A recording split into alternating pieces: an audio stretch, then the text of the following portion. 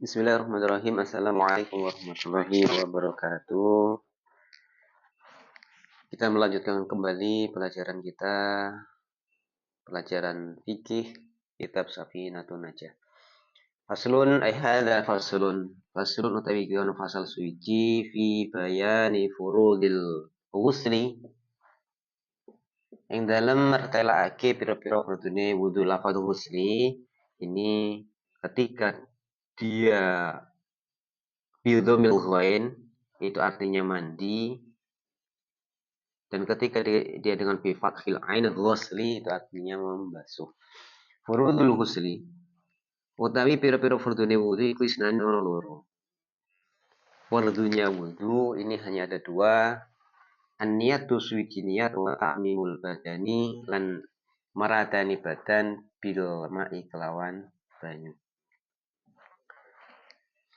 Dalam madhab Syafi'iyah, niat ini menjadi salah satu rukun setiap ibadah-ibadah dengan dasar dalil innamal a'malu binniyat.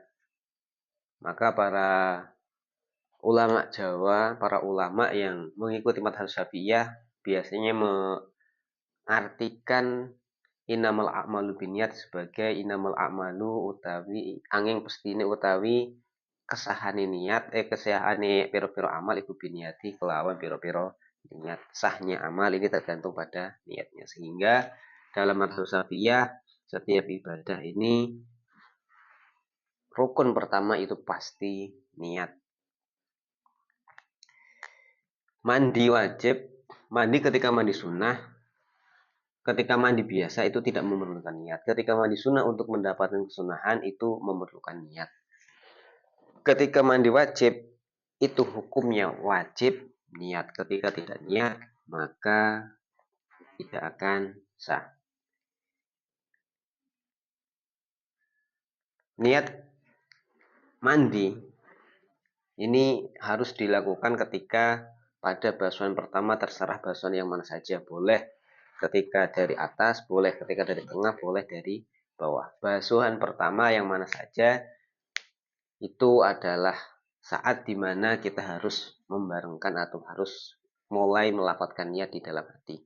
Karena niat ini sejatinya adalah menyengaja untuk melakukan suatu amal perbuatan, terus dia berada pada hati bukan pada lisan. Melafadzkan niat hukumnya sunnah, akan tapi yang dinamakan niat yang sungguhnya adalah kerentek suara yang ada di dalam hati. Pelafatan yang ada di dalam hati. Jadi di dalam hatinya melafadzkan nawaitul husla li raf'il hadasil akbari fardhu lillahi ta'ala. Itu yang melafadzkan adalah hatinya. Wa ta'mimul badani lan meratani badan bil ma'i kelawan banyu. Lalu meratakan seluruh anggota badan dari ujung rambut kepala sampai ujung kuku kaki sampai bawah kaki, semuanya tanpa terkecuali, termasuk setiap anggota-anggota yang melipat. Semisal orang yang sangat gemuk, ini lipatan-lipatan yang ada di perut semisal itu juga harus dibasuh. Semisal dulu yang pernah dibahas juga adalah anggota dohir yang terlihat ketika saat kita jongkok, maka itu harus dibasuh dengan cara kita juga harus berjongkok, karena seperti lipatan pantat, ketika dia sangat gemuk biasanya dia akan menutup dengan rapat lipatan tersebut sehingga air tidak akan masuk ke celahnya. Maka dalam pembasuhannya ini dia harus lakukan dengan saat dalam keadaan dia jongkok.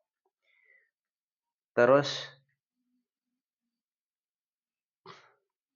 kotoran-kotoran yang ada di bawah kuku-kuku ini termasuk anggota dohir yang termasuk wajib untuk dibasuh, sehingga ketika di situ kukunya panjang kok banyak kotorannya, maka kotorannya itu harus dibersihkan.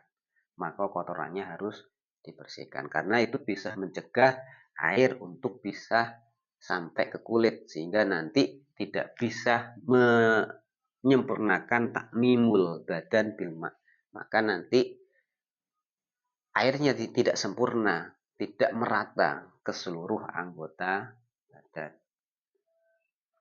Termasuk ketika rambut panjang digulung rapet, itu juga ketika mandi harus diudari. Ketika digulung sangat kencang, itu harus diudari karena apa? Karena nanti ketika hanya dibasuh dari luar, air tidak akan meresap ke dalam dan itu membuat beberapa rambut ini tidak terbasuh. Ini membuat rambut tidak terbasuh.